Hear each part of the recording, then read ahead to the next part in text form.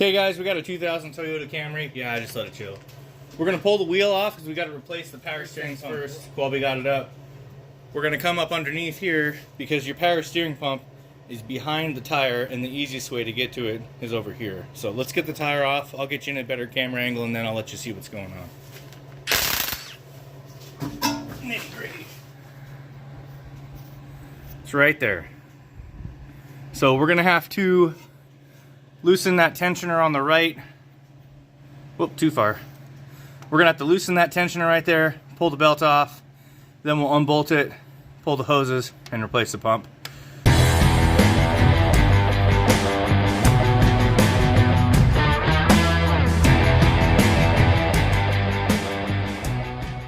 Okay guys, so the bolts are on the front, but this one up here, I don't know if we can see it. The light. Hold on guys.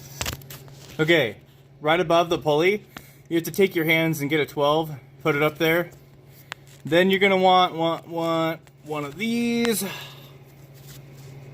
little short stubs and then a flex head, and I think we can get to that. We had to come at this from a kind of a different angle. We took this cover off, but I want you guys to see, you need to remove this bolt completely off this. Pull it back. Getting to that bolt up there that you still can't see because the light, oh, there we go. Getting to that bolt up there is definitely not fun. I'll show you in a minute, but you loosen that, and then this has a little piece that it'll drop out of. As soon as you get all the threads out, this piece just comes down. So let's look at what we had to do real quick. Where are my tools? So you're gonna need one of these flat flexible head wrenches, probably. I'm sure there's different ways. And I had to use this tiny extension to get right past that water pump pulley on the top to get that bolt. It's a 12, so sneak it in, and then once you break it loose, we also used a ratcheting end wrench, and then put the socket back on and finished it with our fingers. So it was kind of a finessing job. But if you can get it broke loose, use your pry bar and just pry that off the end, and then pop your wrench out. Get a ratcheting end wrench on it, work it until it gets close to the end of the power steering pump pulley right at about the side, and then you can stick this socket back on there, and then just put your wrench head back on, and then wrench it until it basically comes out. So it's kind of like a three-part deal to get that bolt. But let's get you back on the camera angle where you can kind of see what's going on, and we'll take the rest of this stuff apart. So we've got this in the vise, but we have to remove the bracket, and then we have to install it on the new pump, which is just past that can to the right. These are, looks like these are 14s. Ugh. Let's vise that back in. This is the old one, so we're not really hurting anything. But you can't take this bracket off until you remove that piece. I was trying to come at this several different directions. Hold that bottom plate. But I think the correct way to do it was the way that I ended up doing it, at least to the best of my abilities. That just holds it there. So these two hold this bracket in place, and the bottom bracket will come out. See, like that. We'll just set our bolts here. So those two are on the ends, and there's a little short bolt right here. We take that off. Voila. And there you are. So that lips got smacked a little bit. I don't know what happened. So now we're going to take our new pump right here, and we'll put the bracket on. Apparently this line, this pressure line, is broke and cracked right about where my finger is. You can see that.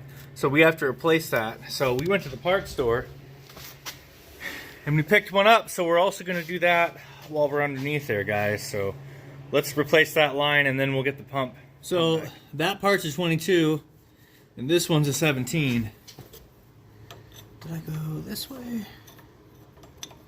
Yeah, I did. So you just want to, like that. And then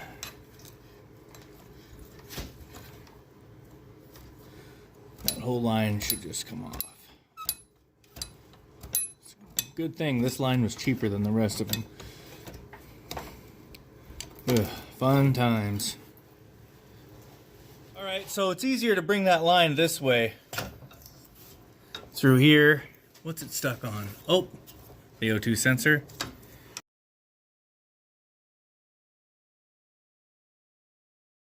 So we got the new line on. You just want to remember not to reconnect it up there yet where it fastens. I can't really get a good shot of that, sorry guys.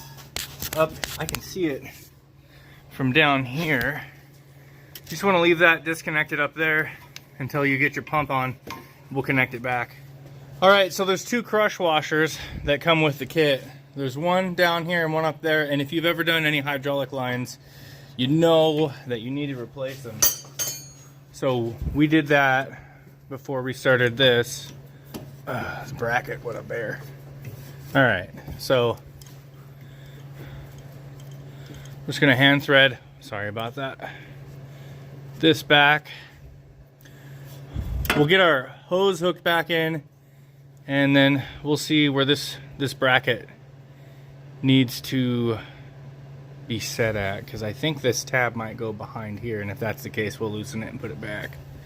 All right, so we got the pump back in, and that top bolt above the housing up there, clear up there, leave this thing off until you get it in. It'll be way easier to deal with. Then you put it up and in. There's a little retainer. Let's see if I can get it way up there on that, under that little boot. That little boot right there, way past that sensor goes in and it clicks into place. So we got everything tightened. We just have the adjuster bolt to put in. We gotta put the two bolts back on those brackets up underneath. So we've filled our reservoir for our power steering, and it's pretty high up there. I think we're doing good. We're gonna turn the wheel.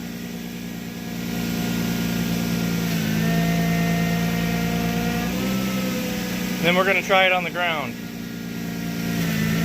All right, so turn it straight. It's good. Whoop, wrong way. Now try it.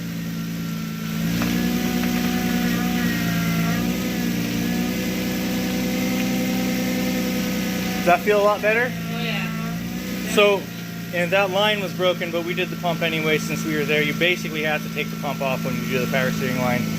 So it looks like everything's good. We're gonna go for a drive because we got something else we gotta check, guys. So like and subscribe. Thanks for watching.